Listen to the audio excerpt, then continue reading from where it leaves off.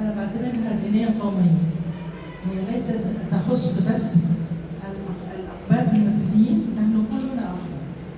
احنا أقباط مسيحيين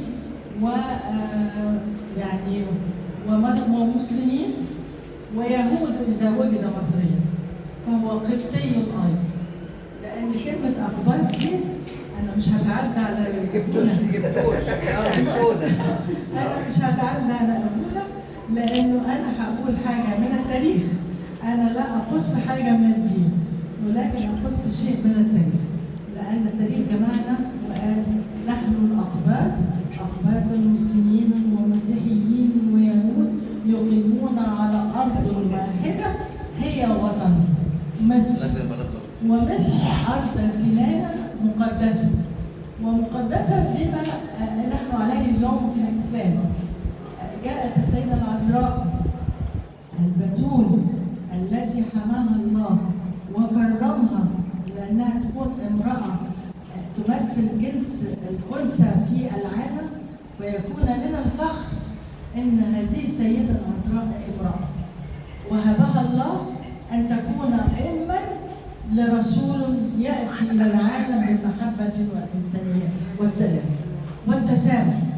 دي وجهة نظري، وأنا بقولها من خلال معتقداتي وإيماني إن أنا مسلمة أؤمن بجميع الأديان التي أنزلها الله على الأرض، لأن لم ينزل هذه الأديان إلا من أجل السلام وليس من أجل شيء غير إن نعبد الله ونعلم إن إحنا كلنا عنصر واحد، ليست هناك عنصرية ولسنا مختلفين، إحنا كلنا بنعبد الله والحمد لله.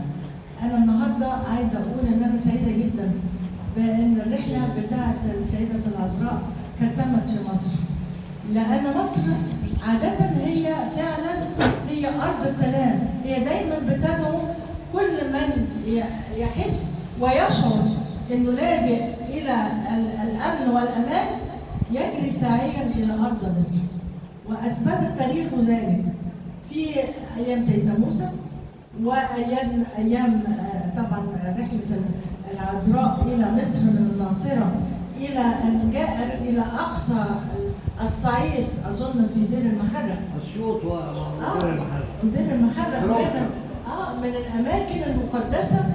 أنا بتمنى إن حضرتك وهكلفك إن أنت تعمل لنا رحلة لهذه الرحلة المقدسة. إزاي إحنا نبقى مصريين ولو نقوم بهذه الرحلة على في أرض مصر. احنا في رحلات كتير بنعملها يعني يا ريت احنا ادعوا المسلمين.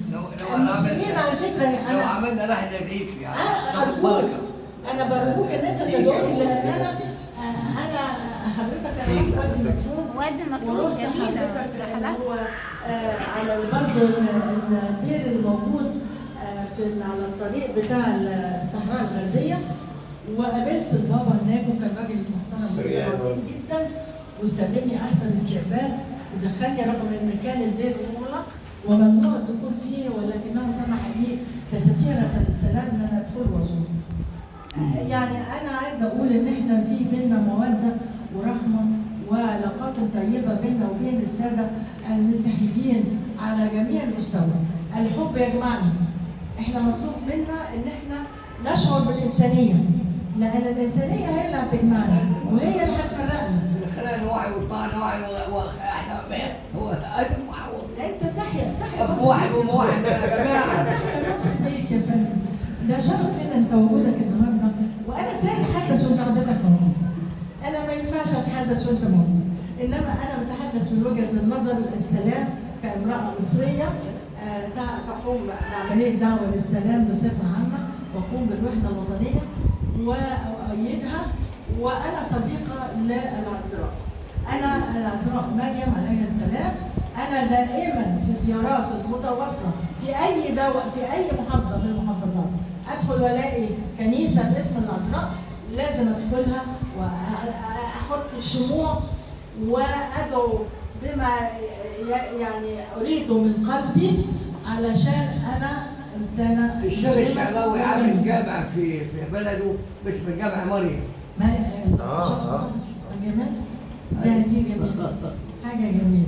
فأنا عايزة أقول لكم كل لا سنة دوس. وأنتم طيبين. وأنا مش هتكلم عن حاجة سياسية خالص. ودعاني رحت شفت. إنما هقول إن إحنا عندنا معالي الرئيس عبد الفتاح السيسي بيدعم تدعيم شامل للوحدة الوطنية والأرض الوطن ملك للجميع.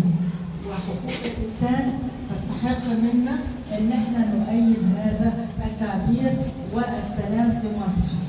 ليس هناك فرق بين مسلم ومسيحي، نحن كلنا أرض واحدة جغرافيا وإنسانيا وتاريخيا. وأنا أشكركم جدا على هذه الدعوة، متشكرة جدا. أنا متشكرة جدا، أنا وكل متشكرة. أنا أتمنى منك